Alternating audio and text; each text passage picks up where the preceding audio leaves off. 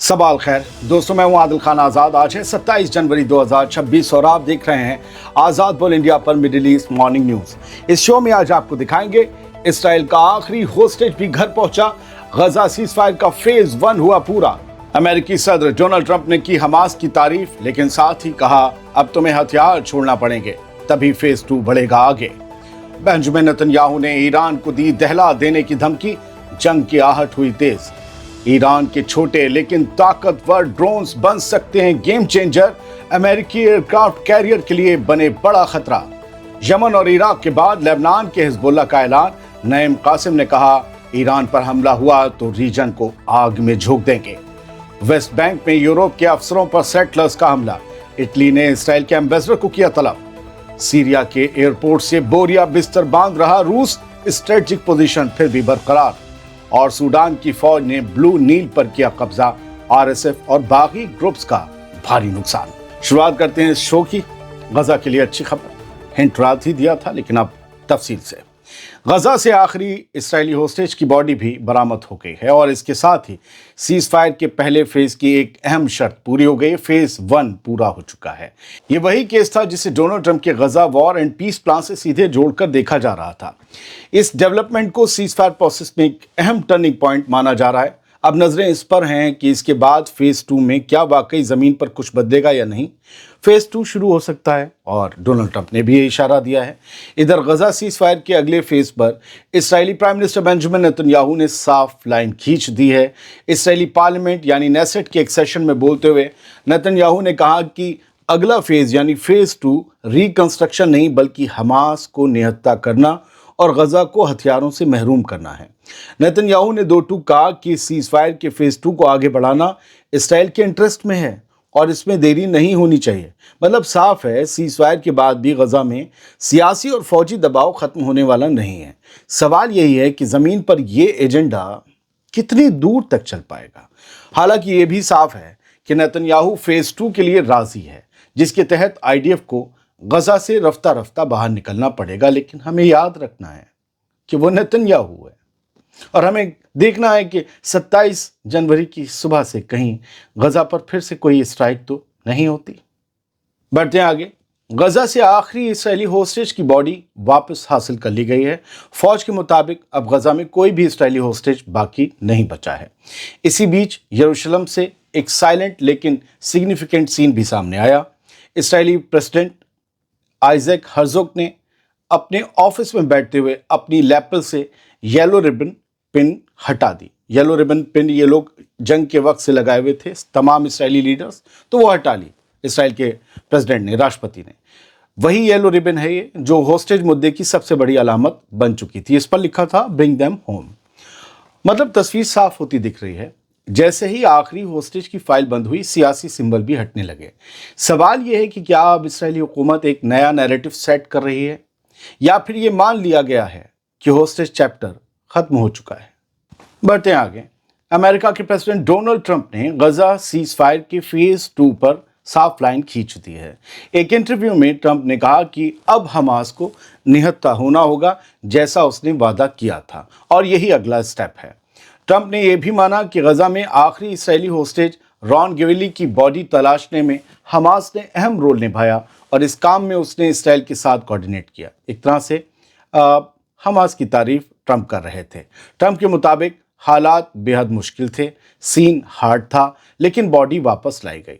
अब ट्रंप वही बात दोहरा रहे हैं जो नेतन्याहू कह चुका है, डील आगे बढ़नी है तो हमास को हथियार डालना जरूरी होगा। तुर्की ने गजा मसले पर एक और अहम मूव खेल दिया है।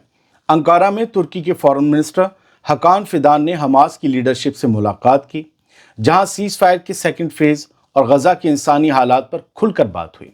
तुर्की की फॉरेन मिनिस्ट्री के सोर्स के मुताबिक फिदान ने हमास को बताया कि तुर्की इंटरनेशनल प्लेटफॉर्म्स पर लगातार एक्टिव है ताकि फ़िलिस्तीनियों के हक और हुकूक को प्रोटेक्ट किया जा सके, उनकी हिफाजत की जा सके। इसमें डोनाल्ड ट्रंप का बोर्ड ऑफ पीस भी शामिल है, जिसमें तुर्की गजा का केस उठा रहा है। साफ है कि गजा पर डिप्लोमेसी का फ्रंट गर्म है और बैकडोर में अगला फेज सेट किया जा रहा है। अब खबरें ईरान से ताल्लुक़ रखने वाली। इसराइली पार्लियामेंट को नेसेट कहते हैं। उसके फ्लोर पर खड़े होकर اسرائیلی پرائم منسٹر بنجامن نیتن نے ایران کو سیدھی اور صاف دھمکی دی ہے۔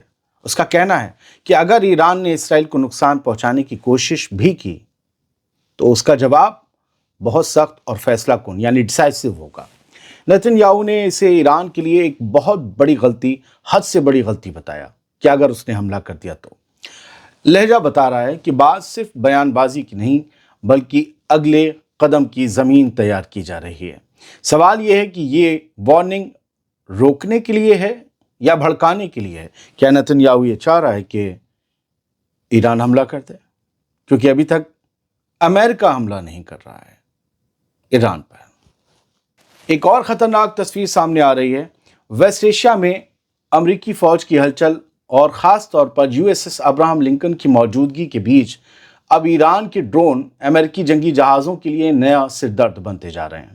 ایک ویسٹرن ملٹری ایکسپرٹ کے مطابق ایران نے ڈرون کے میدان میں ایسی تیاری کر لی ہے جسے ہلکے میں نہیں لیا جا سکتا۔ ان ڈرونز پر زیادہ پیسہ نہیں لگتا لیکن اثر بہت بھاری ہو سکتا ہے۔ ایران نے سیدھا اور سستا طریقہ اپنایا ہے۔ چھوٹے ڈرونز جن میں تباہی پھیلانے والا سامان لگایا جاتا ہے اور انہیں کم خرچ والے سسٹم سے اڑایا جاتا ہے۔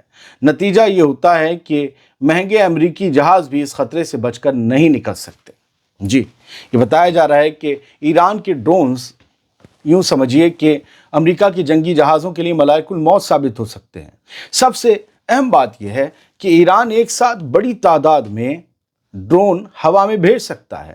جب ایک ساتھ درجنوں ڈرون حملہ کریں تو بڑے سے بڑا ڈیفنس سسٹم بھی دباؤ میں آ جاتا ہے، چکر آ جاتے ہیں، پہلے تو کسے ماروں۔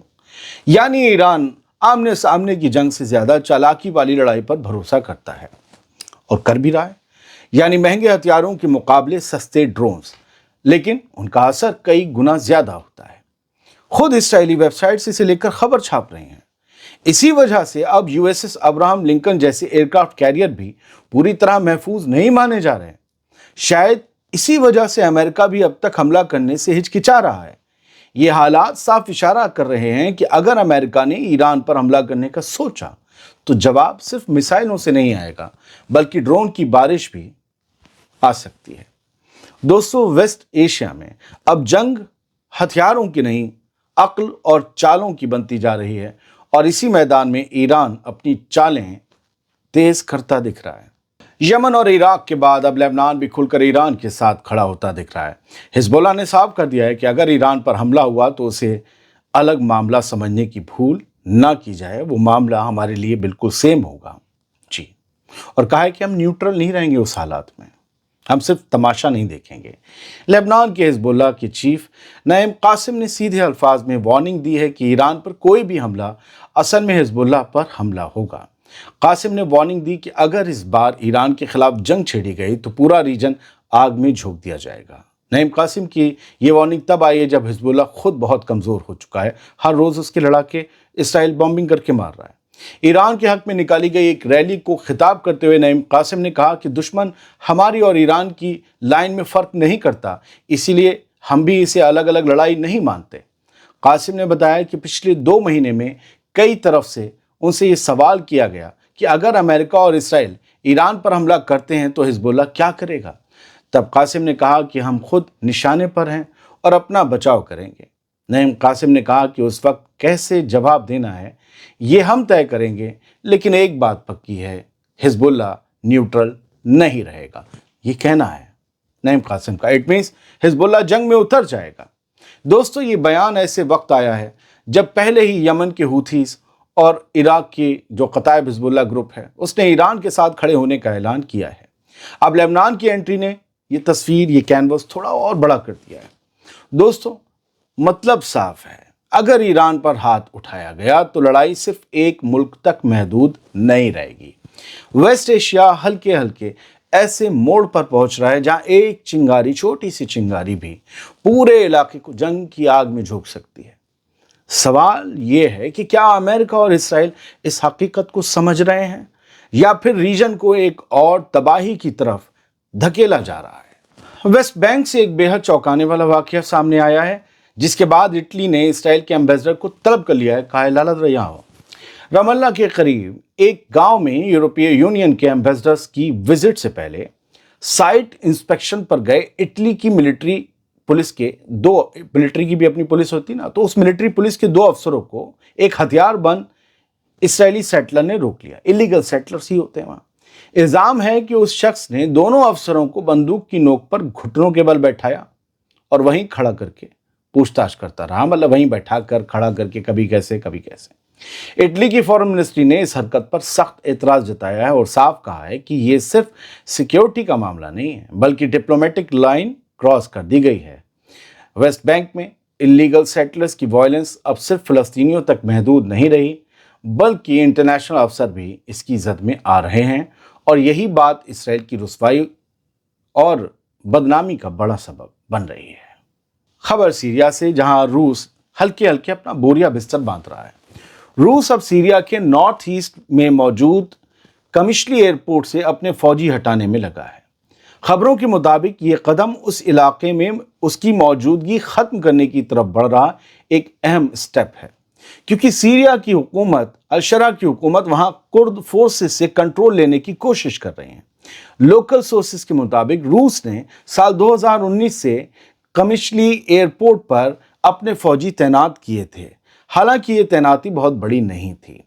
इस कदम का, जो अब रूस के निकलने का जो कदम है, उसका मतलब साफ है कि रूस रफ्ता रफ्ता इस इलाके से सीधे तौर पर हाथ खींच रहा है, लेकिन अपनी स्ट्रेटेजिक पोजीशन और नेवल ताकत अब भी मिडिल ईस्ट में बरकरार रखना चाहता है। कुछ जगहों पर अब भी वो बना हुआ है। फिलहाल जो हो रहा है उससे सीरिया की हुकूमत और कुर्द फोर्सेस के बीच टकराव का रास्ता खुल सकता है, जबकि रूस अब सीधे तौर पर लड़ाई में शामिल नहीं होगा। ये स्टेप सीरिया में फॉरेन पावर बैलेंस को फिर से बदलने वाला कदम नजर आ रहा है।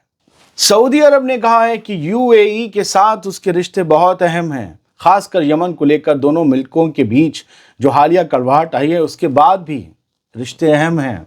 सऊदी अरब के फॉरेन मिनिस्टर प्रिंस फैसल बिन फरहान ने वारसा में पोलैंड की फॉरेन मिनिस्टर राडोस्लाव सिकोर्स्की के साथ प्रेस कॉन्फ्रेंस में कहा, यूएई ने यमन से पूरी तरह पीछे हटने का फैसला किया है और मुझे लगता है कि ये यूएई के साथ मजबूत रिश्तों को बनाए रखने के लिए ज़रूरी है।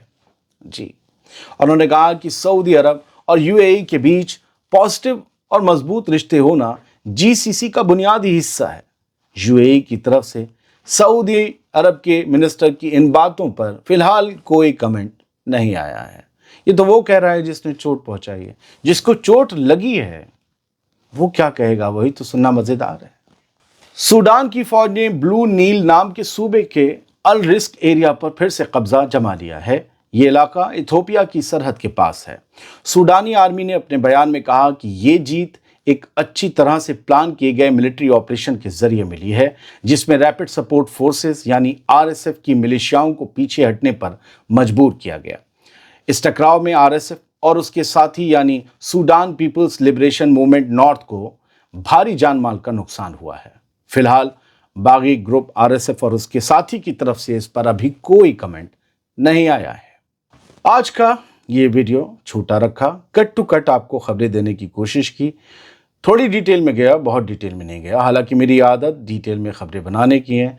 ज़्यादातर खबरें मैं ब्रेक करता हूँ, सबसे पहले आपको दिखाता हूँ, कभी कभी एक आध दिन बाद उठाता हूँ कोई खबर, वंस इन अ वाइल, क्योंकि उसकी डिटेल तब तक नहीं आई होती। तो अगर आप डिटेल में खबरें देखने के शौकीन हैं तो बताइएगा, मैं बड़े बड़े वीडियो भी बनाने की कोशिश करूँगा। बहुत से लोग कहते हैं कि इंडिया की खबरें दिखाइए, तो आप वो भी बता दीजिएगा। बहुत से लोगों को ये जंग की खबरें पसंद नहीं आ रही कि यार जंग नहीं करवा रहे हो, 15 दिन हो गए। तो आप में से जो लोग जंग करवाना चाहते हो वो भी अपना वोट दे सकते हैं कि भाई जंग करवाओ यार, जंग करवाओ, फ़ोन करवाओ आदिल खान, ठीक है।